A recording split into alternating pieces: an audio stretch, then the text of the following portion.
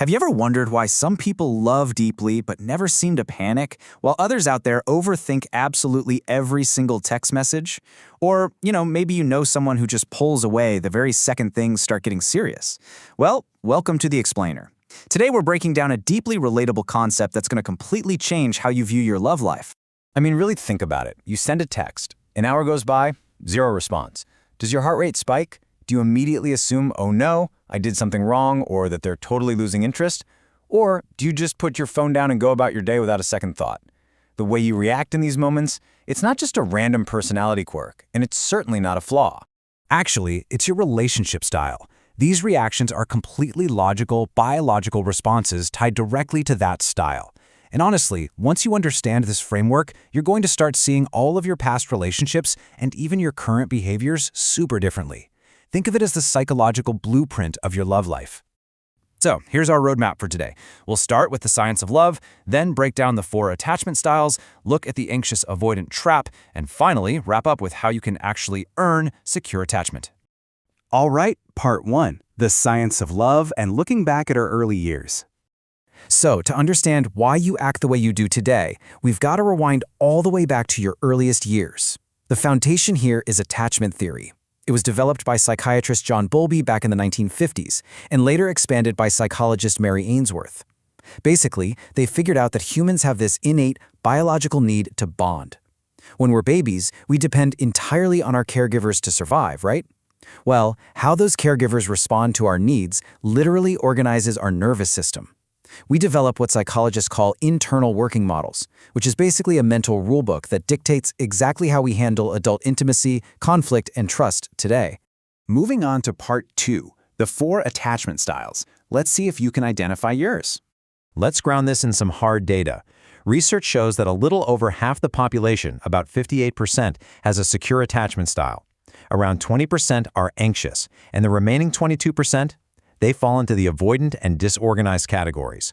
So everyone falls somewhere on this spectrum. Okay, let's start with the healthiest style, secure attachment. If you've ever met someone who just made a relationship feel easy, they were probably secure. These folks are totally comfortable with closeness. If their partner doesn't reply for a few hours, they don't panic or jump to the worst-case scenario. They just stay calm and trust the connection. They communicate openly, no games involved. So, where does this superpower come from? Well, this brings us to a concept from pediatrician Donald Winnicott. He noted that secure attachment doesn't actually come from having flawless parents. It comes from having good enough caregivers. That just means the parents were consistently responsive and offered stable emotional support. But the most crucial part, when a rupture or conflict happened, it was successfully repaired. Because of that, the child learned that the world is generally safe and people are reliable. All right, let's look at how this builds into the insecure attachments, starting with anxious attachment. This is the classic overthinker in relationships. People with this style constantly crave closeness, they have a deep fear of abandonment, and they overanalyze literally everything. We're talking late texts, a slight shift in tone, you name it. For an anxiously attached person, even a tiny disagreement can feel like a massive emergency that threatens the whole relationship. Now, we have to understand why they do this. It usually stems from inconsistent emotional support growing up. Sometimes their caregiver was super warm and nurturing, and other times, totally distant or unavailable. To survive that unpredictability, the child had to become hypervigilant. They essentially learned that to get their needs met, they had to work extra hard for attention. So that clinginess we see in adulthood, it's really just a brilliant childhood survival adaptation that's stuck on overdrive. Now for the third style, avoidant attachment. These individuals highly value their independence. When things get serious or emotionally intense, they start feeling suffocated and usually pull away. In an argument, they aren't the ones yelling, they just shut down and distance themselves. And it's not out of malice, it's simply because emotional vulnerability feels incredibly overwhelming to them. They don't chase, they distance. What's really fascinating here is the origin of this behavior, and it totally removes the judgment we often place on avoidant partners. This style forms when a child grows up with emotionally distant, unresponsive, or neglectful caregiving. That kid learned very early on that relying on other people for comfort was either useless or even dangerous. So they adapted. They turned off their attachment system and became fiercely self-reliant just to protect themselves from the pain of rejection.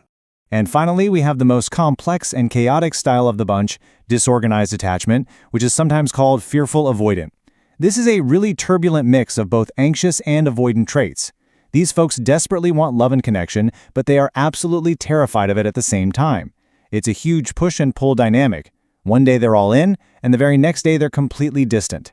It is literally like slamming on the accelerator and the brake at the exact same time. This deep inner conflict almost always originates from frightening, chaotic, or even abusive early environments.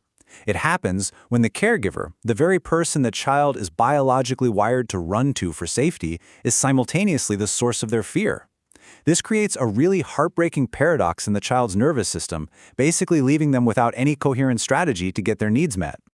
All right, part 3, the anxious avoidant trap, and what happens when these styles collide.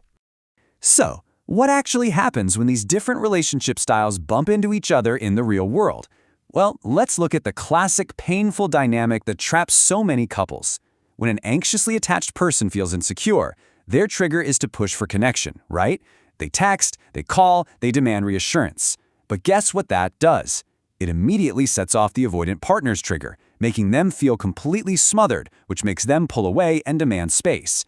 And the more the avoidant pulls away, the harder the anxious partner chases. It becomes this devastating, endlessly repeating cycle. This right here is why so many relationships fail, despite there being genuine care. It's usually not a lack of love, and it's not simply that you chose the quote-unquote wrong person. It's literally two different attachment styles colliding.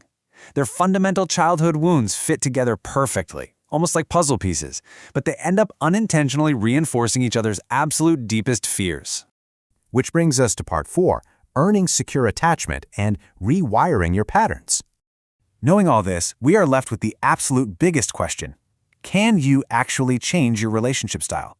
The answer is a massive yes, 100%. I want to say this really clearly.